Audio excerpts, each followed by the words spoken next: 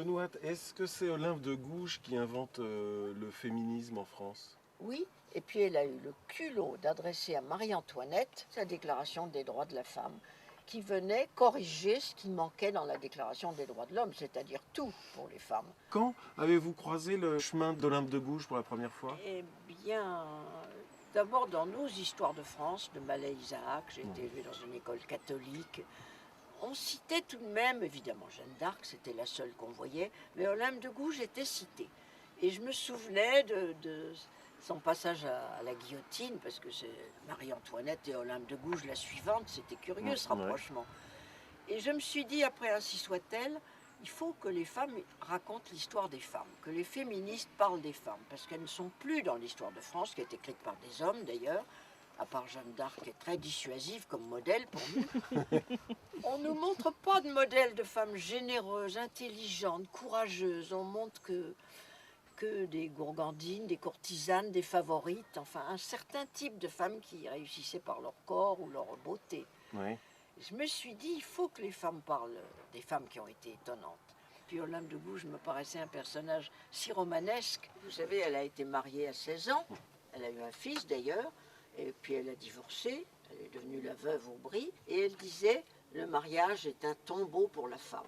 C'est une des premières qui osait cette phrase, qui était complètement révolutionnaire déjà. Donc c'est une prise de conscience très jeune, puisqu'elle a 17-18 ans, hein, quand Oh elle a oui, 18 c'est ans ça. quand elle est veuve. C'était une femme du Midi. Elle avait l'espèce de pouvoir oratoire, de capacité d'invention. Elle avait le culot des femmes du Midi.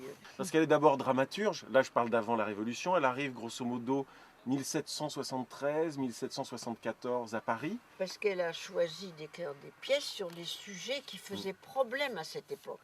Les jeunes filles sans dot qu'on envoyait au couvent, vocation ou pas, ça c'était un détail. Ensuite, elle a été une des seules femmes inscrites à la coalition contre l'esclavage des nègres, comme elle disait. Elle a même écrit une pièce de théâtre, une des premières pièces de théâtre contre l'esclavage. Contre l'esclavage. Et alors elle a demandé que les comédiens soient recrutés parmi des Noirs. Alors on a dit, oh non, on ne peut pas prendre des Noirs au théâtre, c'est intolérable, les révolutionnaires français, enfin les pouvoirs en France.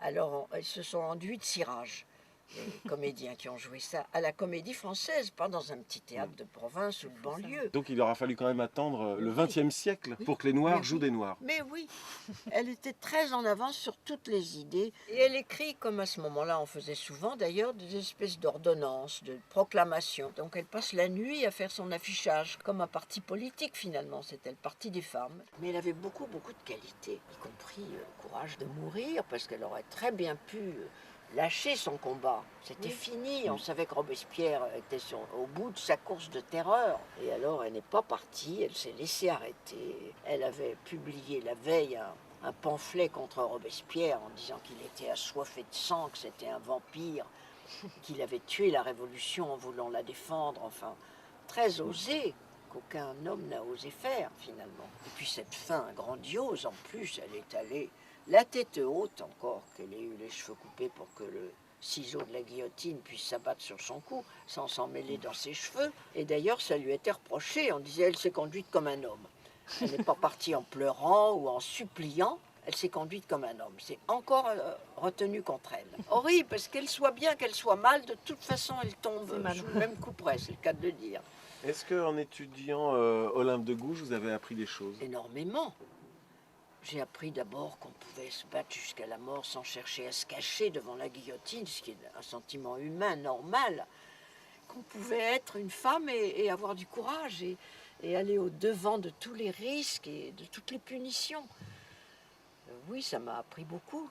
Je me suis dit, mon Dieu, toi avec ton livre, parce que tout le monde me dit, vous avez eu du courage d'écrire un livre féministe en 75, il y avait 68 qui étaient passés par là.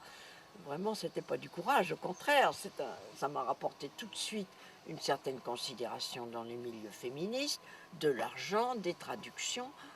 C'est pas du tout du courage, alors qu'Olympe, c'était du courage pour rien, puisqu'elle n'en a tiré que des avanies, et pour finir par la pire, le couteau de la guillotine. Elle a eu vraiment des idées d'un modernisme qu'elle a puisé en elle-même, parce qu'il n'y avait pas d'autres féministes à l'époque qui ont écrit là-dessus. Elles étaient plus politiques et moins sur les mœurs. Olympe de Gouges a défendu la liberté de mœurs, la liberté de la vie quotidienne. Merci beaucoup, Benoît. Voilà, là, comme ça, on a un petit portrait d'Olympe, puis on a un petit portrait de la vue d'ici. Oui, Voilà. et même le kayak. Et même le kayak qui est parti au Ah, début c'est de la mignon. conversation.